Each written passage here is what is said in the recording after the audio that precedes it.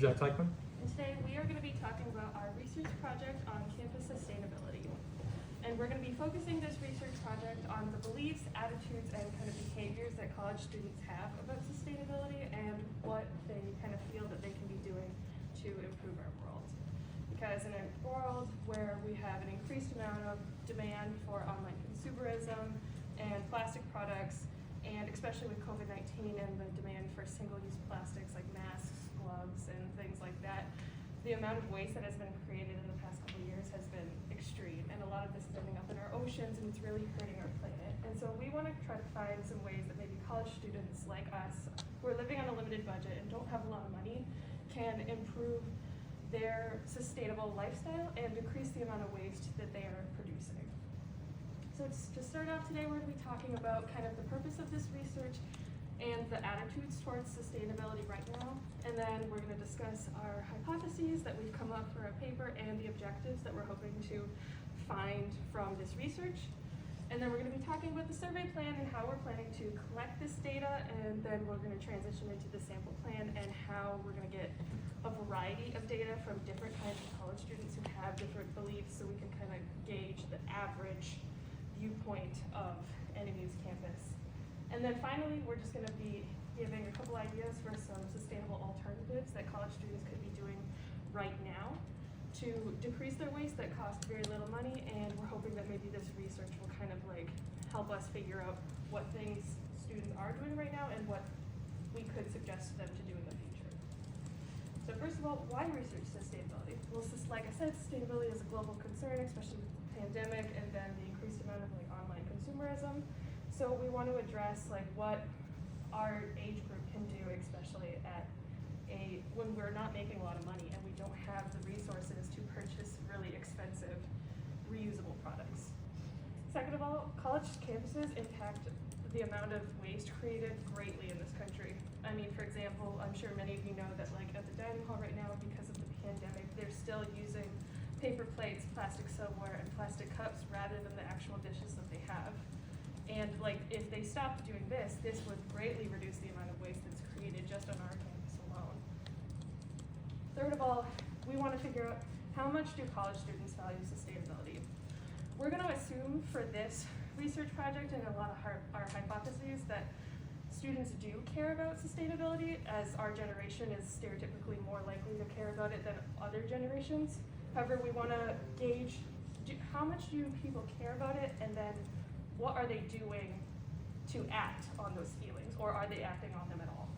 And then finally, because our whole population is going to be college students as a whole, we're going to be surveying just the students here at Northern Michigan University to kind of be our sample population. And again, we're going to assume that they probably care a lot more about sustainability than other population groups, just because of the different kind of majors offered here at NMU that have to do with the environment. So without further ado, I'm going to hand it over to Dalton to kind of get us started on this. Okay, so just to touch briefly on some of the issues with sustainability in general, as well as on campus here at NMU, given that we're doing our survey on campus kids. Let's talk about COVID-19 first. There's been an uptick in the amount of single-use plastics that have happened in the past couple of years. You know, gloves, masks, anything that was health related to COVID-19, there's been an uptick. In fact, there's 8 million tons of pandemic-related single plastics out in the environment now because of COVID-19, and 25,000 tons of that is in the ocean alone. So obviously these are big numbers, these aren't small numbers, they're tons. And this is just adding on to what we already have out there. This is just something relevant to talk about that's happened in the past couple of years and why it matters. Just to move on to campus here, students in general, we're free to kind of waste how we please, including our water and energy uses. There's nobody here looking after us. There's nobody saying, hey, you gotta shut the water off after this amount of time, or you can't use this amount of power. You are free to use it how you please. In fact, the hot water doesn't really run out, in my opinion. So you can just run everything pretty much how you want to, and there's no real issues with that and no repercussions from the school. Obviously, food waste is an issue as well. This is a known issue, I think, generally by the population. Pretty much in the whole world, we do a lot of food wasting.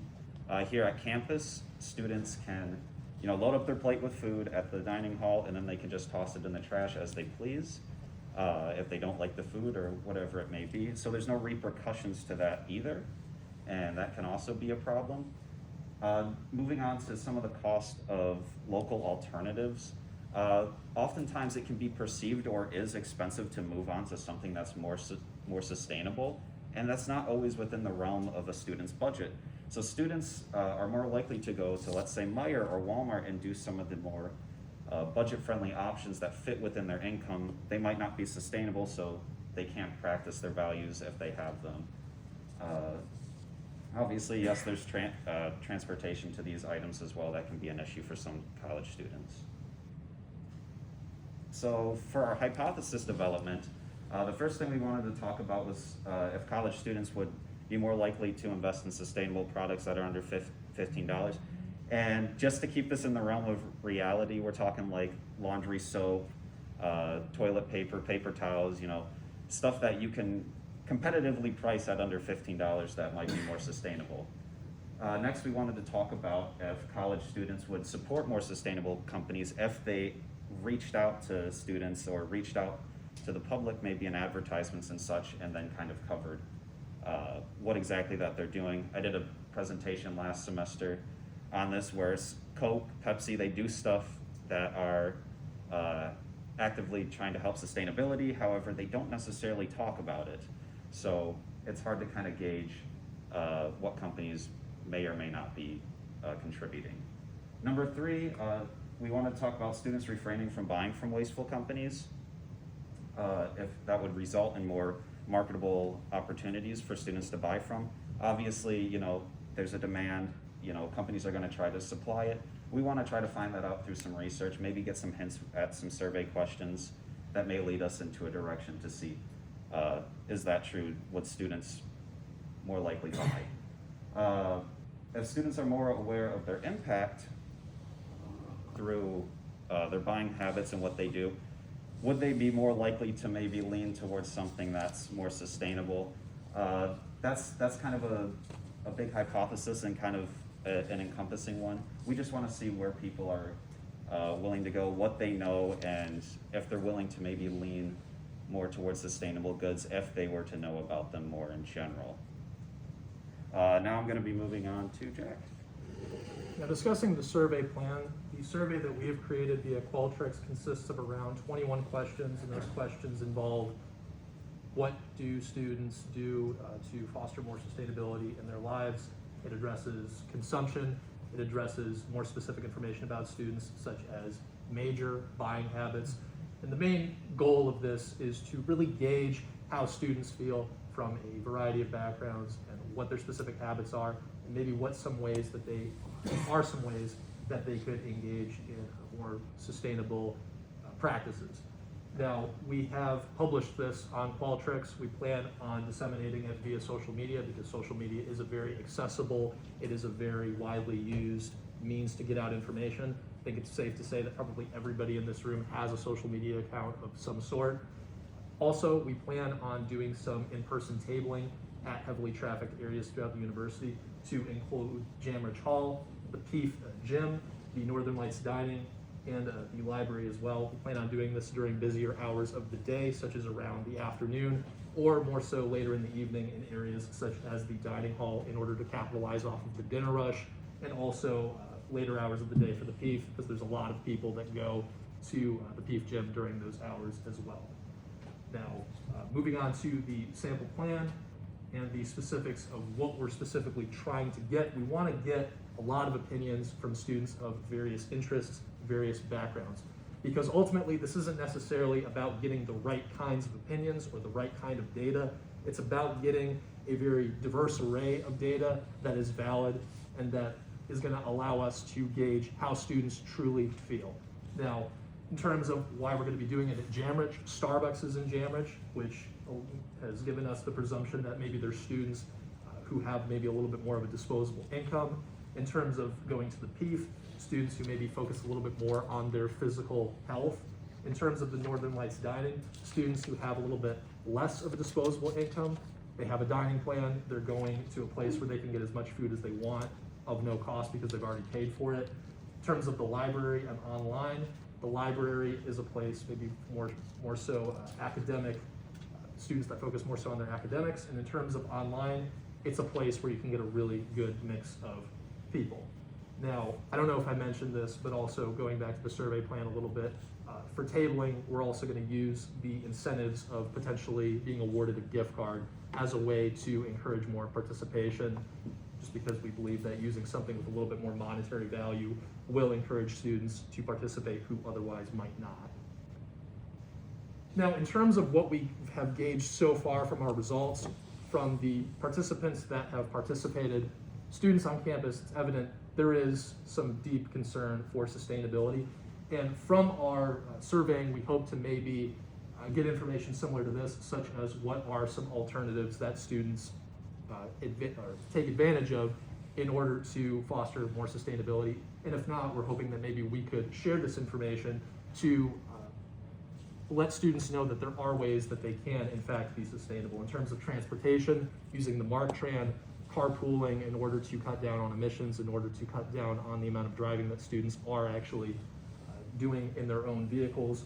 Also, biking, walking. I know sometimes it's challenging in the winter, but at least when it's warm out, there's quite a bit of things within walking distance of campus that are in close proximity. In terms of reusable items, using bar soap instead of body wash that comes out of plastic containers. As Ashley previously stated, there is a lot of plastic waste from COVID-19 alone, and it's safe to say that that amount of plastic further increases when you factor in consumer items that people use on a regular basis outside of that. Also using reusable cloth shopping bags instead of the plastic bags that you get from supermarkets that are not very recyclable. Also, buying snacks in bulk is a great way to reduce on packaging.